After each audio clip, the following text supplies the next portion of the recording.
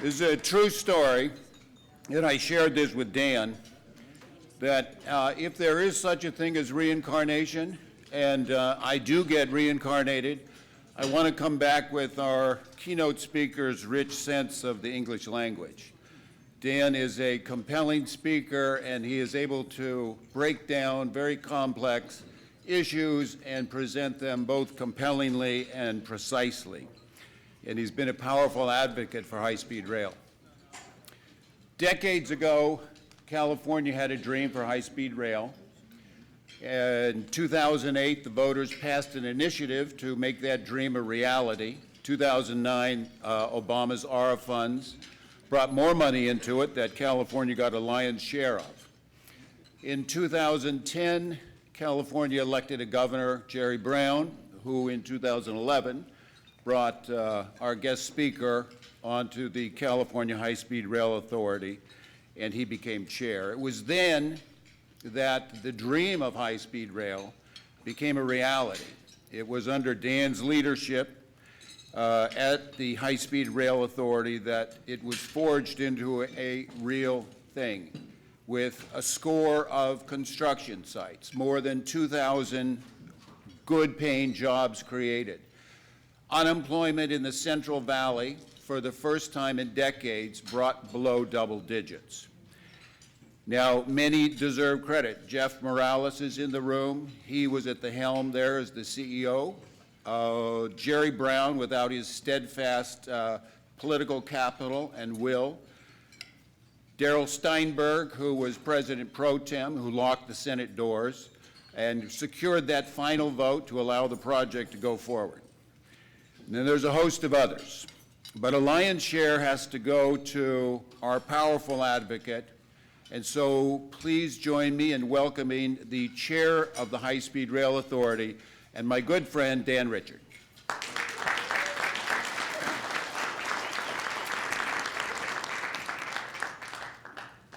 David, thank you very much. It's a little daunting to follow that introduction, and hopefully I won't be tripping over my tongue as I do so. But I also wanted to acknowledge Jeff Morales, who had been the CEO of High-Speed Rail Authority during that very critical time when we transformed from the dream of high-speed rail to actually getting something going. And I'm going to talk about where we are today. The conference theme is getting to the tipping point. I believe we are at a tipping point in California, maybe even beyond it. But before I launch into the presentation to bring you up to date on how our project's going and what we're really all about, I did want to address a couple things that I heard this morning. There was a very salient comment that was made by Mort Downey in the Stan Feinsod session. And it really went to the question of sparking people's interest and imagination in what we're doing here. It's not just about cool trains. It's about something more than that. And so when Mort was talking, it reminded me of something that happened. I wanted to just share this anecdote with you. In 2013, Governor Brown led a trade mission to China. And as with all trade missions, a lot of the emphasis was on marketing agricultural products, which is, of course, very important for California. And so we had about 85 people on the trip who were from our agricultural sector. But the governor also wanted to see the Chinese high-speed rail system, and so I was on the trip, and there we were, rocketing across the Chinese countryside at 308 kilometers per hour, middle of the night, going from Beijing to Shanghai. That's about a 900-mile line, which, you know, we're trying to build the first 520 miles in California, and it's part of the enormous expansion of the Chinese rail system. But anyway, so there we were, and a friend of mine who is a cabinet secretary in California, Karen Ross, Secretary of Food and Ag, came up and said, tapped me on the shoulder and said, "Hey, I want to tell you something." She said, I've been sitting next to a woman in the car here. The woman she was sitting next to was the head of an agricultural marketing organization, fruits, nuts, and so forth, trying to meet her Chinese counterparts to develop markets. And at that time in the Central Valley, our project was very controversial. Of course, there's no controversy associated with us now. Everybody's behind us. But it was controversial, and particularly among the ag sector, there were a lot of issues about taking agricultural land. And so this woman probably had been in that cohort of people who was skeptical about high-speed rail, politically conservative, not sure government should be doing this, spending the money, and so forth. And all of a sudden, as she was looking out at the Chinese countryside, this woman from Fresno turned to my friend Karen Ross and said, you know, if we had this in California, my husband and I could go to dinner in San Francisco and catch a show and be back that night. And for the first instant, it occurred to her what this actually could mean to her and her family. And so, later on, at one point, Governor Brown turned to me and he said, you know, I know our biggest challenge is funding. And I looked at him and I said, all due respect, Governor, our biggest challenge is imagination. People in the state, this is such a long-term project. This project is so over the horizon. In fact, one of my concerns is it's beyond the horizon of our term-limited legislators. Think about that for a moment as we're trying to gain support. We need to capture people's imagination about something that they're not going to see and feel and touch for a while. And I submit that is one of the big problems with a major infrastructure project like this, trying to get over that gap and bridge that gap. The second thing I wanted to say before I jumped into this was there was conversation this morning about autonomous vehicles, and I'm a big fan of AVs. My mother is 89 years old. She just bought a new Honda. I got in the car with her at night. She drove out. Mom, are you going to turn on the lights? Huh? Mom, where are the lights? I've been meaning to sit down and look at the manual. Mom, pull over to the side here. Where are the lights? My mother will benefit from autonomous vehicles. And I'm a big believer in them. I see autonomous vehicles as part of the last mile solution, as part of a total transportation solution. As somebody pointed out, they're not going to go 220 miles an hour. But I did have to make this point because it was something I saw on the internet the other day, and it spoke to me. It captured my imagination. It was a picture of a man standing by the side of a rural road. The back of his pickup truck was some distance away, and it said, in the future, when we have autonomous vehicles, in country songs, even your truck will leave you.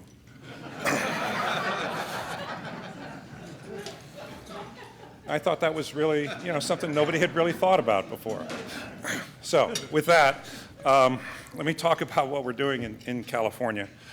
And I don't know about my command of the English language, except one thing I was kind of proud of. At 2 o'clock in the morning, I was writing an op-ed piece responding to just an absolutely vicious attack on our program by, I can now say, soon-to-be former Congress member Jeff Denham,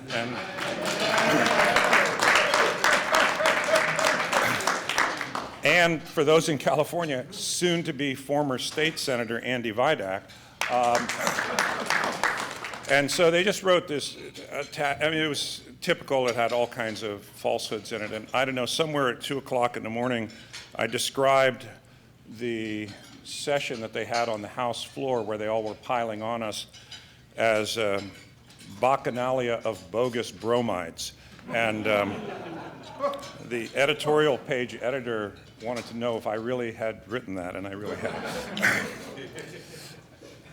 We are about connecting and transforming California. And look, I love technology and I love trains also, but I want to stand with the people this morning who were saying what we're about is mobility and changing people's lives, not so much about the mode.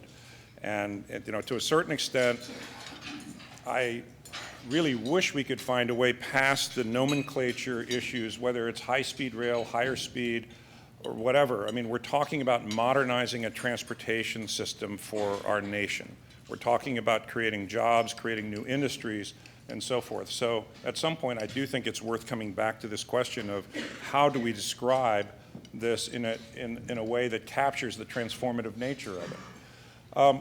In California, we do have a state-mandated program to build an 800-mile high-speed rail system, linking first and foremost San Francisco to Los Angeles, but ultimately connecting up to Sacramento, the state capital, and down to San Diego. One of the things that's really important to understand about our program is that it is about connecting parts of the state. And I want to emphasize this because I'm going to talk in a minute about the role of public funding and why public funding is still important in many contexts, even as I applaud the private sector initiatives and certainly am very happy to see what's happening with Brightline Virgin. I'm going to be down there next week on family business. I'm going to go see and ride the Brightline train. I'm looking forward to that. Welcome Virgin into this industry. I think it's going to be a great thing for all of us. I certainly applaud everything that's happening in Texas. California and Texas have a long history of competition, but you know, even though we started first, they may have the first operating system, and you know what? I'll be the first one there to applaud if that happens. So this rising tide will lift all boats. But in California, one of the key things is that we are not going directly in a straight line from San Francisco to LA. The authors of the Bond Act, who preceded me, had the vision that we would use this transportation system to pull together parts of our state that had been left behind. So we divert into the Central Valley of California. Now, let me just take a second and tell you about the Central Valley of California. Many of you have probably heard of, you know, Fresno, the Great Central Valley, home of many of the nation's specialty agricultural products that are grown there. I mean, it's some of the largest farming operations, 1,000-acre cotton fields and huge amounts of almond orchards and so forth. And you think of people of great wealth in the agricultural sector who sit on top of that. What most people don't realize is that stretch of land from Bakersfield up to Stockton, north of Fresno, contains about 4 million people. If it were its own state, it would be the 26th largest state in the United States. If it were its own state, it would supplant Mississippi as the poorest state in the United States. The poverty rate in the Central Valley in California exceeds 25%. 1 out of every 3 people is on public assistance. 1 out of every 5 children has asthma from the environmental effects of the agricultural industry there. And there are a lot of issues. It is an underinvested part of our state. And oh, by the way, in the past, if you wanted to fly on United Express or the Delta equivalent from Fresno to LA, you're talking about a couple times a day, $700-800, 2 or 3 times what it costs you to fly from San Francisco to Los Angeles. This is our Ohio in the political parlance of the day. And what we have done with our federal funding partners, and I would submit to you that this is one of the best examples of what the Congress and the President intended when they passed the Recovery Act, when they passed ARA. Because what we are doing here is putting money into an area that has been historically underinvested from a standpoint of public dollars. Now, that also means that our train line is probably not going to be able to perform exactly in the same way that, say, a Houston to Texas direct line would perform. And therefore, the equation of public and private dollars is different. In order to attract private sector investment, you don't build a line into that area, which is exactly what happens across the country with rural communities like that getting left behind. Our idea in California is we're not leaving people behind. And so I want to just get that out there because that's where we have a more complex discussion of private and public role. And by the way, I've spent my career in both the public and private sectors. I have tremendous respect for private initiative and what it brings, and I'm going to talk about the role of the private sector in our project. But I wanted to just start with that on the map.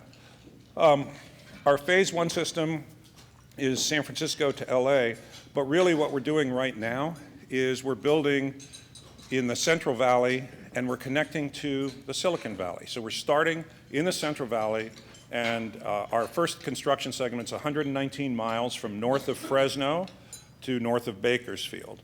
That's the spine of the system, and it's also going to serve, by the way, as a potential test track for high-speed rail lines, because as I think everybody in this room knows, the maximum speed that you can test a train on today, I think, is at the test track out in Pueblo, Colorado, is 160 miles an hour. So you cannot test ultra-high-speed trains any place in the United States right now. Our 120-mile line there will provide a test vehicle, a test facility for anybody's high-speed trains until we get into full operation. The connection between the Central Valley and the Silicon Valley is really interesting and really important because, as you know, Silicon Valley, all due respect to some errant comment I heard this morning about Texas being the engine of economic growth for America. I don't know who would think that. The Silicon Valley clearly, see, he left the room when I said that. Silicon Valley clearly is an economic engine for the United States, and the housing crisis there is beyond acute.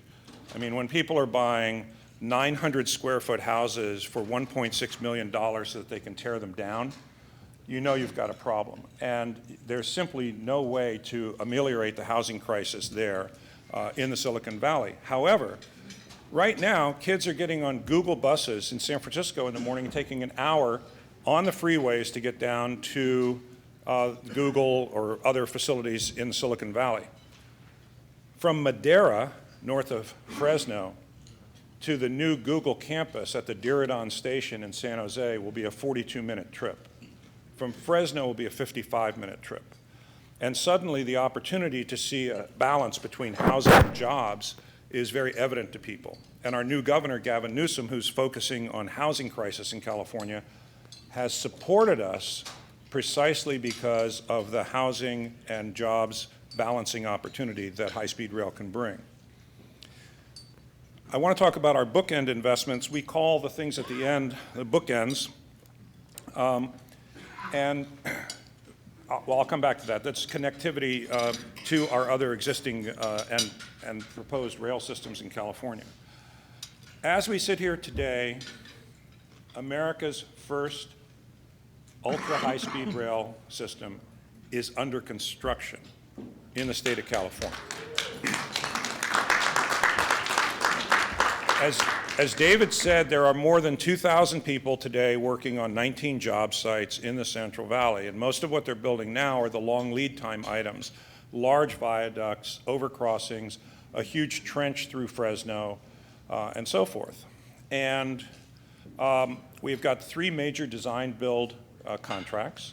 And I should say, with Karen Hedlund sitting in the room and others from DOT, we would not be where we are today without the partnership that we've had with the Department of Transportation, Federal Railroad Administration. We simply wouldn't be. When we got caught up in legal challenges that didn't give us access to the state bonds that were passed in 2008, the federal government came through. Karen was the one who forged an agreement with us, with Jeff, to allow us to use the federal money first and not pari passu with the state dollars. And that's why people are working today. So I want to give a shout out there. In addition to the construction of high-speed rail, one of the little-known features of this, by the way, which unfortunately is an economic rent that we have not captured from our friends in the Class A railroads, is that in that 119 miles, we're going to be eliminating more than 50 at-grade railroad crossings right now. More than 50. And I just took Amtrak down to Fresno last Sunday, and I'll tell you, as you know, federal law requires that the trains have to blow their horns as they approach any type of grade crossing. It was constant going down the valley, just constant. If you work in downtown Fresno, you could go out of your mind with the trains blowing the horns all the time. So all that's going to change. People's lives are going to be saved, and it's going to be huge. And one of my pet peeves is I told the CEO of Union Pacific, you know, hey, we're providing all these grade crossings for you, and he said, thank you. So I guess we'll take that. But if we had designed this better back in 2008, somebody would have thought that some of those costs should have gone to some of those folks. I'll leave this for you to check out later, but basically this goes through what our various construction packages are and what's going on. But there's just, to use Nancy Pelosi's parlance, there's a lot of dirt flying in the Central Valley with the construction of this system now. One of the things that's really important, and I want to give credit to Jeff for this, is that the High-Speed Rail Authority, not only are we committed to building this system as well as we can under the best management approaches and so forth, but we're trying to forge new ways of doing major infrastructure projects that are consistent with the sustainability imperatives that our society is now embracing. And so this is a very green project. As you see there, the board has committed to a policy that the purchases for the electric power for the system will be tied 100% to renewable energy production. But in addition, all of our recycling, we're recycling steel and concrete from all the buildings that we knock down or things that we have to move. We're using green construction techniques. I got a call from the Sierra Club 2 summers ago. They were trying to push a bill through the California legislature to have green construction techniques in major infrastructure projects. The bill was modeled on the program that the California High-Speed Rail Authority has already got in place for our contractors. So that's a very important thing. We're using the most modern equipment, Tier 4 diesels, all the equipment, all the bulldozers, cranes, everything else, that's all brand new, low emission equipment, particularly important because of particulate emissions in the Central Valley. And we have sustainability policies for the development around our stations, which is a very important thing. What we did in California in 2012, when the legislature passed the bill that they needed to pass to allow us to access both the federal money and the state bond money, it was really not just about high-speed rail. It was a rail modernization program in California, a $13 billion rail modernization program in California, of which $6 billion was coming to us. But at the same time, the legislature recognized that we have to move to a modern rail-based transportation system across the state and at every level, starting with light rail, well, I should also say even bus rapid transit, but light rail, commuter rail, intercity rail, and that appropriation put money into $200 million into improving the 3 Amtrak service corridors in California, LA to San Diego, the Bay Area to Sacramento, and the Central Valley. By the way, those 3 lines are the number 2, 3, and now 6th most busy Amtrak lines in the United States. So in California, even though we famously write songs about our cars, whether it's Little Deuce Coupe or Little Old Lady from Pasadena, the fact of the matter is we've got a lot of interest in rail in California, particularly, as you know, among the younger generation. So one of the things I wanted to point out here is that when I was privileged to be appointed to this, David didn't mention, but I spent 12 years as an elected member of the Bay Area Rapid Transit District Board. So I had served as a local transit official on a regional rail system for a long time. And when I came in, I viewed high-speed rail not as an insular, standalone program in California, but really as the spinal part of a broader system. And if you think about it, with those interconnections that we have with BART, with Valley Transit, with LA Metro, with Metrolink, those tides lift all boats because we share ridership, right? We raise their fare box recovery, they raise ours. So our whole approach was to look at this as not something distinct and standalone with a cool technology, but really something that had to, by necessity, be successful if it was part of a broader rail network in California. And California, through its leadership of the governor and its legislature, has pushed that idea. And one of the things we did that was somewhat controversial was we decided to share some of our largesse that the state voters had given us through our state bonds with Caltrain, the commuter rail system between San Francisco and San Jose.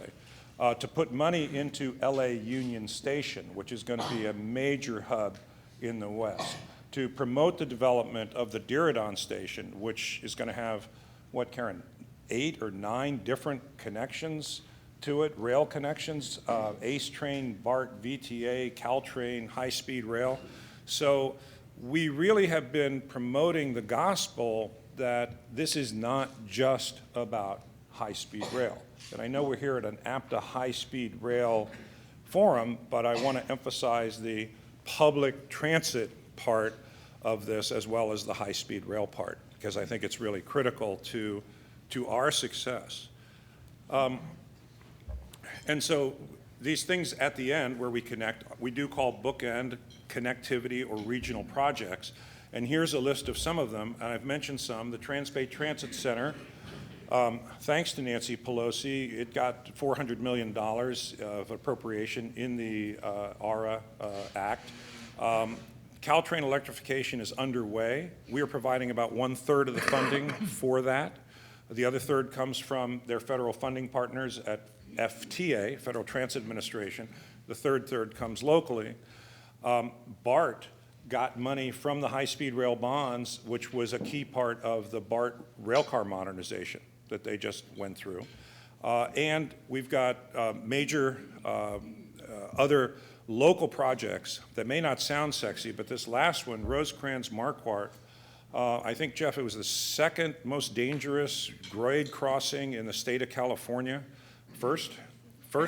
And so we're putting money into doing a grade separation there, and it also opened up the freight rail capacity on that corridor out to the east of Los Angeles by a tremendous amount.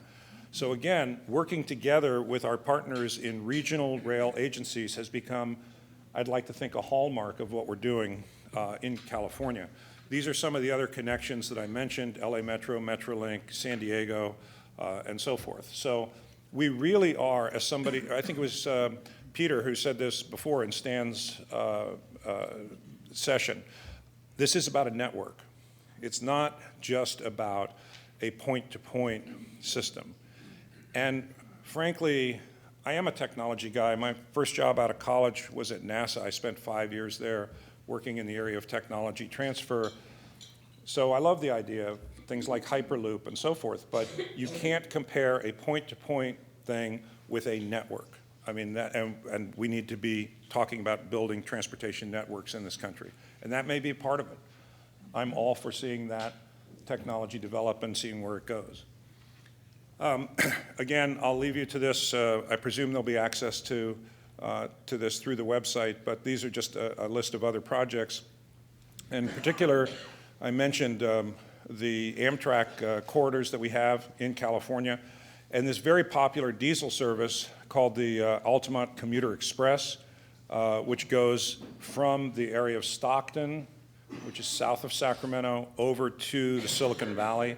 Highly popular train system because people living out where they can afford it in the Central Valley are literally getting up at 3 o'clock and 4 o'clock in the morning and driving 2.5, 3 hours to San Jose and then turning around and driving back at night. And I mean, if you want to talk about a theme that captures people's imagination, how much of your life do you really want to devote to that? It's just, it's crazy. I talked before about trying to connect the state, shape the cities. I will tell you that there are a lot of lessons learned from the California high-speed rail experience. And again, if I could get in a time machine and go back to the beginnings in the mid-90s when some visionary legislators put together the High-Speed Rail Authority, and then in the mid-2000s when people worked on the bond measure, there's one really critical piece that has been missing, which should have been there. And you heard this before in the presentation from the Brightline folks. And that is, the legislature did not think to give us the ability to control land area around the stations. When I came on the High-Speed Rail Authority, I had a chance to meet with people from around the world. came in contact with the folks from Japan Rail East. And they are one of the major operators of the Japanese system. And the vice chairman told me that 32% of their revenues come from the real estate development around the stations. So we are sitting here today, one of my great frustrations is that Google has quietly bought up 2/3 of the land around the Diridon station in San Jose. They are planning a 25,000 person campus there, which is going to be tremendous. We get nothing from that right now, unless I can figure out a way to appeal to their sense of civic duty. But really, what should be happening around these stations, and as we think about promoting high-speed rail in other states and in other parts of the country, I would say that that control of the land around the stations to make sure that there's density, connectivity, all those things we want. Just a quick story. When I was on the BART board, and Dick White was general manager, so we go way back as well, we were building down to the San Francisco airport, project that I had something to do with, I'm pretty proud of. And one of the stations there was in South San Francisco. And the city leaders in San Francisco, in their infinite wisdom, decided that the appropriate land use was to site a Costco across the street from the BART station. Now, I like Costco. I have a Costco card. I really wouldn't imagine that I'd be carrying that 40-roll toilet paper thing onto a BART train to go home. The appropriate land use around a station is high-density, mixed-use development. And so I would say that as we're talking about transportation here, and as we're thinking about, Stan, creating allies, the transportation land use connection is vital to how we meet climate changes in the 21st century and going forward. And if we don't get that right from the beginning, we play catch up in a very challenging way. And by the way, if you want allies, our friends in the environmental community are foursquare behind the notion of transit land use connections that are effective and sustainable. So I just wanted to make that point. So again, this is just talks about working with local communities, particularly since we don't have the land use control. We've been very fortunate in places like Fresno, where we've had visionary leaders who have seen that that's what they want for their city to develop. Fresno, Palmdale, Bakersfield are looking at high-speed rail as a tool for economic development. San Jose is also, but they've got other factors driving it. But in some of these towns in the Central Valley or out-of-the-way places, they're seeing high-speed rail as the opportunity to revitalize their cities and to attract people to their downtowns. And somebody might say, well, who wants to really live in Fresno? But you're an hour away from Yosemite. Fresno happens to be a town of 500,000 people, and it has the 8th highest number of tech incubators in the United States. I think millennials are going to find some of these towns very attractive if we can create affordable and interesting and sustainable environments for them there. So that's a thumbnail sketch of where we are and what we're doing. I've been very proud to be part of this program. It's big and it's difficult. We've had a lot of challenges. We've stubbed our toes sometimes, but we've done a heck of a lot of things right. And we've learned a lot of lessons along the way, and we've got a lot of stuff that we still have to do. I do want to close with this, though, because I said I wanted to talk about the appropriate role of federal dollars and so forth. I was in a debate with Kevin McCarthy back in 2012 or 13. And one of the frustrating things is, in this age of YouTube, nobody videotaped this debate, which was really too bad. I think the Senate Majority Leader thought that he was just dealing with some other nameless bureaucrat, and so he stood up and he started talking about all this stuff. And at one point, in a very dramatic fashion, he said, look, think about it this way. Down the road in Mojave, California, just over the hills from Bakersfield, is the home of the Mojave Spaceport. It's Scaled Composites. Virgin Galactic has been there. I mean, it is an area of incredible innovation. And he said, Over in Mojave, the private sector is putting money into launching people into space. But the private sector is not putting money into high-speed rail. What does that tell you? Well, I politely took the microphone and said, you know, as the person said when they introduced me, I worked at NASA for 5 years. So as the congressman was talking, I was trying to calculate in my head how many hundreds of billions of dollars of public money went into launch facilities, research facilities, education, training, everything before the private sector could accept the risk of coming into this field. And I said, that's the way it's been since the Erie Canal.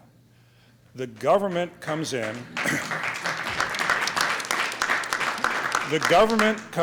when the private, and I've been in the private sector, I've been in the infrastructure finance part of the private sector. The private sector does not just accept any old risk, and when they do, they price it. The proper role for public dollars is to drive us down the risk curve, to take on risk when the private sector can't or won't, or it would be too expensive. And at that point, to have the wisdom to step back and allow the genius, innovation, and the drive of the private sector to come in. Our system is going to be a privately operated railroad. We are going to be giving a concession to the private sector to come and operate it. We follow very much the model of other countries. In Japan, the Shinkansen in 1964 was originally developed by the government of Japan. In 1981, I believe it was, they opened it up, and the 3 private companies are operating it now, and operating it very efficiently and effectively. We, in our case, one of the things we've done with the private sector that we're very proud of is we have what's called an early train operator. So if you think about it this way, our system has to run without a public subsidy. That's in the law. I should have mentioned that early on. It's one of the challenges we have. And Karen, that means we don't have to recover the initial capital. We just have to run without an operating subsidy. So what does that mean? It means, according to one of my colleagues, a former banker, that we're not just building a rail line, we're building an enterprise. We need to create something that the private sector can come in and operate effectively. So we've brought in a rail operator now in the design phase, Deutsche Bahn from Germany, a successful operator of German high-speed rail, to help us think about how we're designing our system now to maximize the enterprise value of it in the future. And one of the things I did as a board member one day was the staff came in and said, we want to give this contract to an architect for the Fresno station. And I said, why? Well, we've got to design the Fresno station. I said, not yet. What do you mean? I want the early operator sitting with us. I want them to be advising on how this station needs to be oriented to maximize development, to maximize enterprise in the station. Any old architect might not have that in mind. So we see a vibrant, critical role for the private sector, but not yet in terms of the operation. Right now, we have to demonstrate that we can get the trains up and running. We're doing that with public dollars, and the private sector will come in. Our estimates are that ultimately the excess value of the revenues from our system, net present value, $20 billion. That pays for about 1/3 of our system. But first, we have to invest the public dollars, at least in California. Not the same as Texas or Florida, but for what we're doing, we have to have public dollars first, private sector comes in, and it very much will be a public-private partnership. So I feel like I've gone on a little bit too long. I want to take your questions, but I want to also thank David and thank you all for the chance to come and talk to you today. Thank you very much.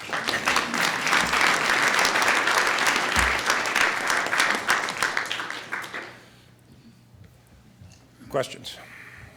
I have a question. One, thank you for all you do, and thank you for being such a great advocate for Thank you. For rail and for transit. A streetcar used to be a very inexpensive technology. You cut a trough in the street, filled it with concrete, put tracks, and soon municipalities started adding their water system, their electric system, rebuilding the road and everything else. It's now $40–50 million a mile to build streetcar. Right. As you described, the network, high-speed rail, any kind of transit system, transportation system is a network.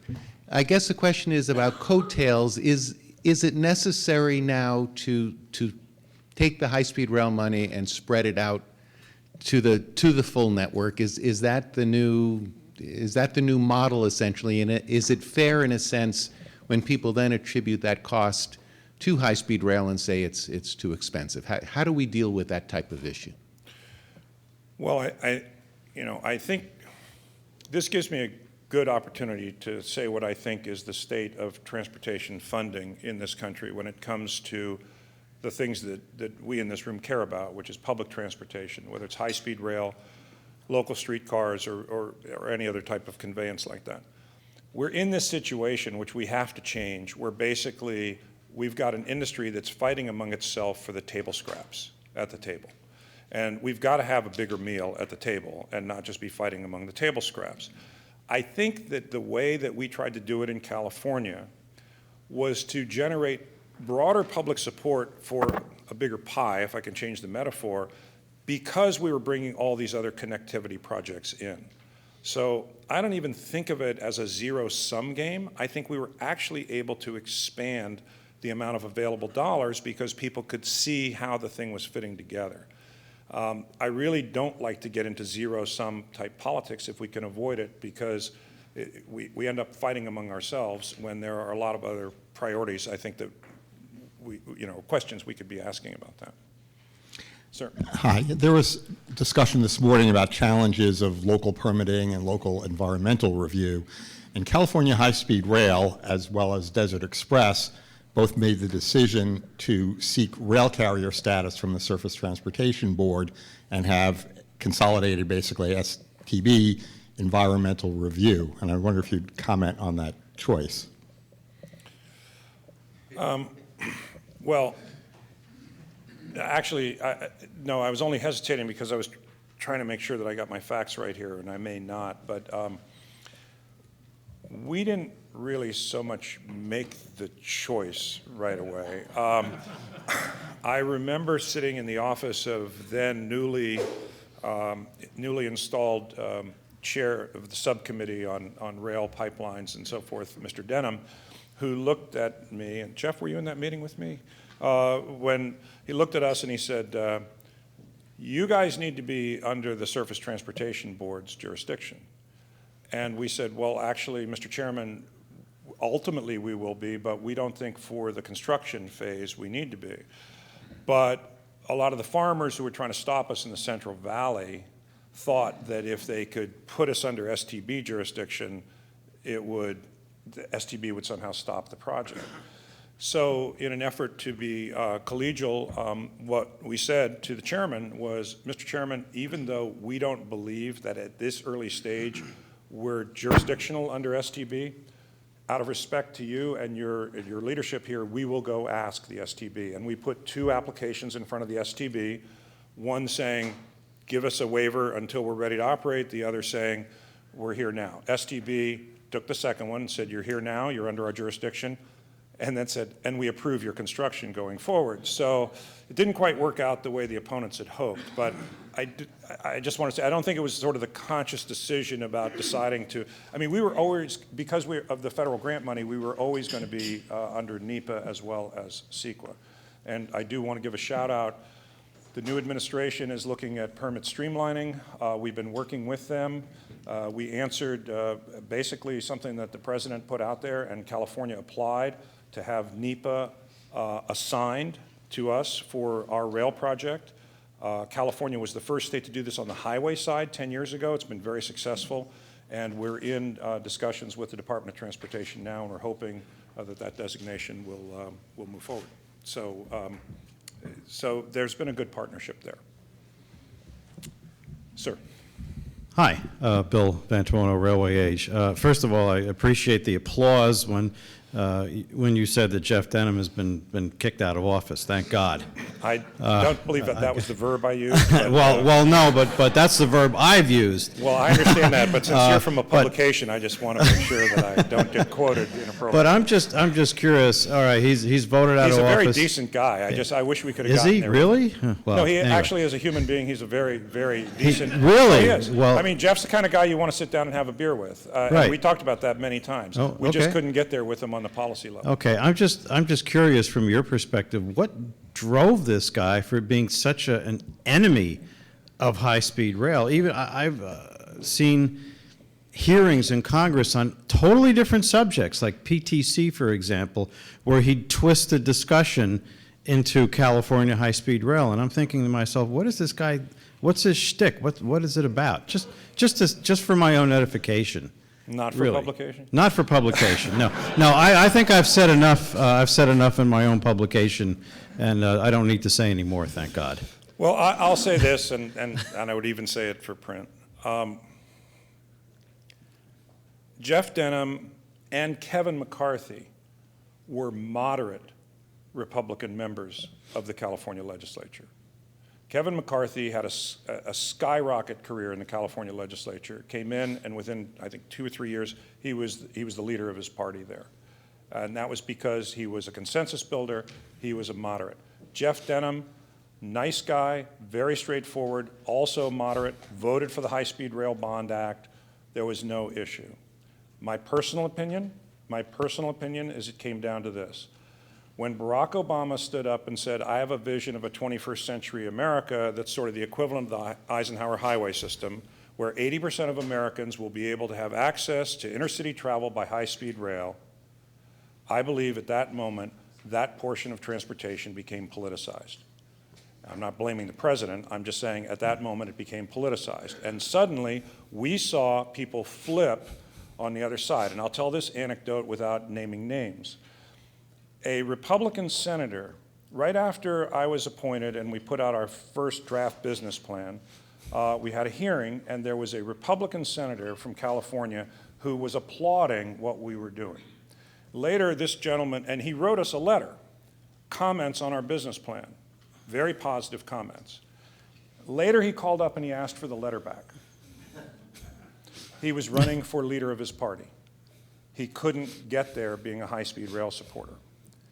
And I said to him, you know, Senator, we're building this with design build, which our public employee unions don't like. We're talking about this being a privately operated railroad, ultimately. There's a lot here that is basically consistent with Republican conservative principles. And his comment to me was, Dan, I understand, talk to me after the next election. So I mean, I'm saying this in a non-accusatory, non-pejorative, realpolitik way. I think that's what happened to moderates like Jeff Denham and Kevin McCarthy. And I wish we could get them back. And, you know, President Obama is no longer president. President Trump wants to be a builder. We're talking about a bipartisan infrastructure program. Maybe, pardon my language, we can get past this crap once and for all and come together as Americans and build this thing for people, which is what we need to do. You know, I guess just as a final comment, you know, John F. Kennedy got us to the moon, his vision. Was it politicized? Yeah, we had to beat the Russians. But look at all the good that came out of the space program, all the technology. Things that we take for granted today, like my phone or my laptop computer that just died last night.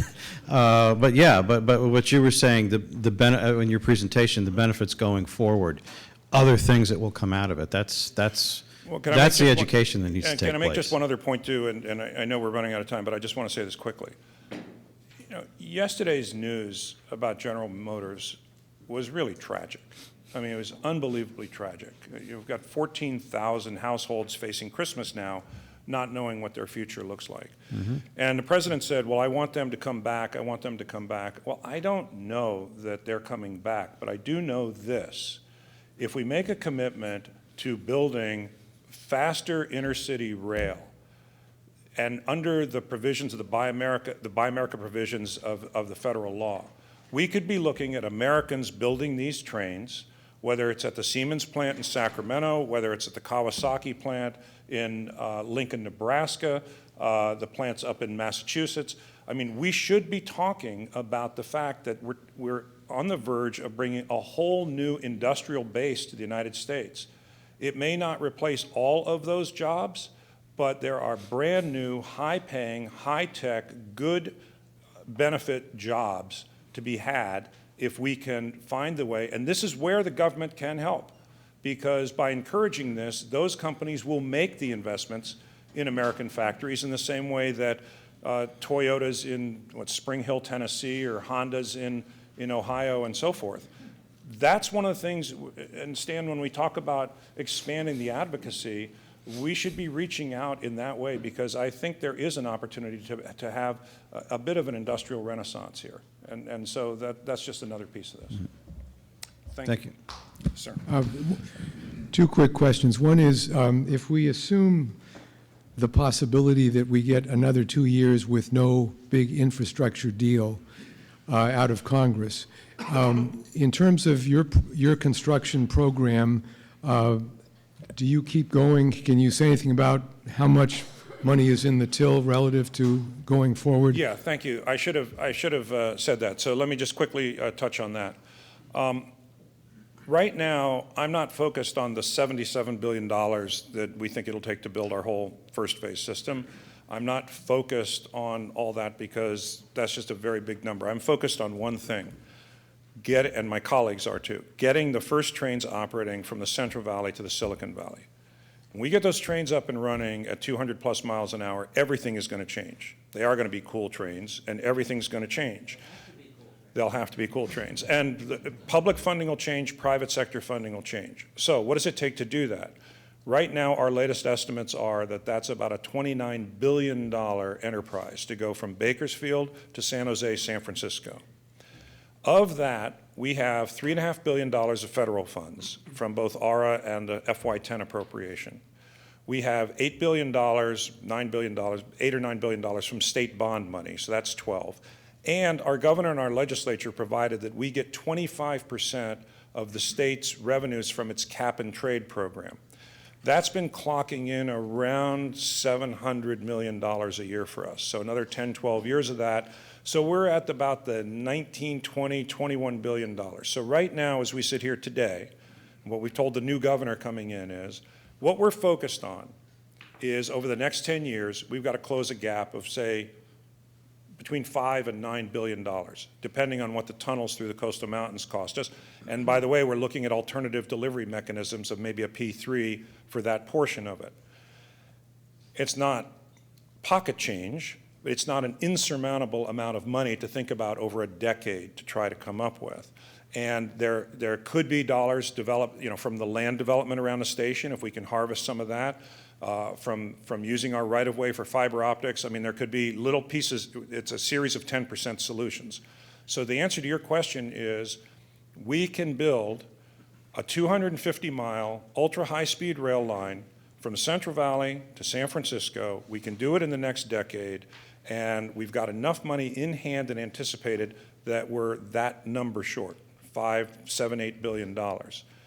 That's what we're going to be working on over the next few years. Could there be more federal money? I suppose. I'm not counting on that yet. But the closer we get to closing that gap, the easier it is to fill in those last pieces. Thanks. And a quick question. There had been talk a while ago that there would be an interim period where there might be existing Amtrak trains running on your railroad. What's the status of that? So on our grant agreement with the Department of Transportation, FRA, one of the requirements of us is that we have to have backup standalone capability in case there isn't further connection to this. And so that 119 miles we're building actually comes right within connection points of the north-south Amtrak line that's there now. We could, as an interim measure, the Amtrak San Joaquin service now takes about 5 hours, averages about 50 miles an hour. It's on tracks that are owned by UP and BNSF. And so it is possible that while we're continuing to build, we could allow that service to roll onto our tracks at Madera, north of Fresno, off of our tracks at Bakersfield, and cut about an hour, hour and 15 minutes off that 5-hour time. Because our tracks will not share with rail, they'll not be limited, the Amtrak, the existing locomotives won't be limited to the 79 miles an hour. That's the federal regulatory limit when you have shared freight and passenger track. So they could open their throttles and go as fast as they could go. So that's a good interim potential use. There are other potential uses that we would be looking at. I probably exceeded my time. Thank you all very much.